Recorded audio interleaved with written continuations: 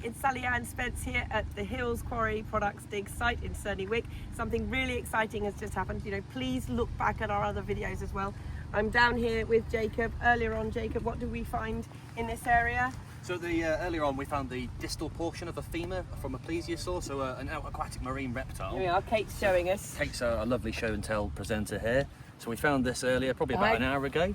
Yes. And then... Yes, we found something in here as well. Yeah, so we've got another bone here as well. And we're just creating a bit of a plinth around it so we can lift it, and right. We found the other.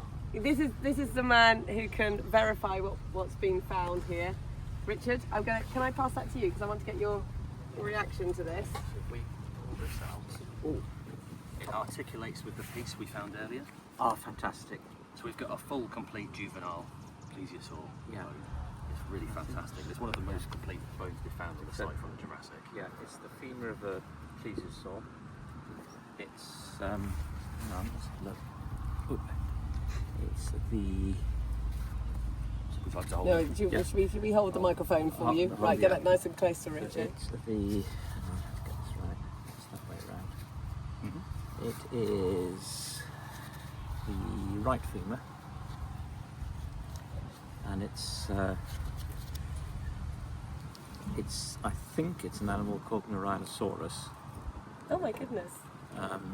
which is known from the Oxford clay. Okay, I have to ask, how have you just done that? How can you... What's the characteristics you're looking for? What I'm looking for is the shape of the head, the fact that you have the capitulum and the trochanter more or less in line. You might have to get that bit close because You have what's called the capitulum and the trochanter, which Yeah. I just did the wrong right. That's capitulum and trochanter are more or less in a line. Tells me it's a femur. The capitulum is generally speaking on top, but also there's a bit worn away, but there's a muscle attachment on the bottom, so that way you can tell which way it goes. And when you look at it like that, one end, actually I'm going to it's the left femur. You see this back end is more curved. Right. So that's the leading edge, that's the trailing edge. And because we have, really on basis of probabilities, we have two main long-neck plesiosaurs in the Oxford clay. One's called Cryptoclidus, the other one's called Rhinoceros. And this one is definitely Rhinoceros rather than Cryptoclidus. And it's one of the much more common plesiosaurs in the Oxford clay. And this is why we're digging in this Oxford clay. And this is just an amazing find because what we have is an area of the Oxford clay which is Jurassic, which has been trampled over by mammoths. They've broken the bones and punched them into the clay, together with Ice Age bones as well. So it's a fantastic mixture of...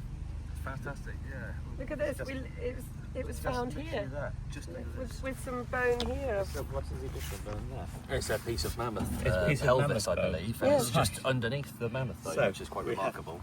Jurassic and Ice Age bones, which are 160 million years separated in time, together in one deposit. And it's all because mammoths have trampled over a muddy swamp at some stage. It's crazy. It's crazy. You're very pleased with that. Oh, That's fantastic. This is fantastic. To find the whole Yeah, thing. this is the most complete plesiosaur bone we've had from the site. Although we have had a little phalange, which is complete, but this is exciting and also diagnostic, which I can tell pretty well what animal it is. And I don't think it's particularly juvenile. I think it's what I call a sort of young adult rather than juvenile. In the juveniles, this end of the rib is much more rounded. These are facets from the tibia and fibula, which are the bones of the lower leg, which in plesiosaurs are round, plate-like bones. But this facet develops much more strongly as the animal gets older. So in the very juveniles, you can't see it at all. As they get older, you get this distinction. So you see here, you've got one there and one there.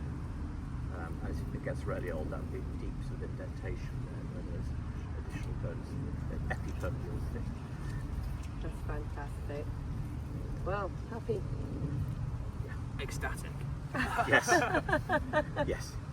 It's fantastic. Best find of the dig, no bias. Yeah. Of course, yeah. Yeah, I know. As I say, this is the real stuff. The rest is overblown. So. So there you have it. What a find. That's just happened. Keep following our videos for updates. As I said, these are being filmed very raw and live, unedited in the field, so you can experience the dig with us and look for that hashtag Tusk Force.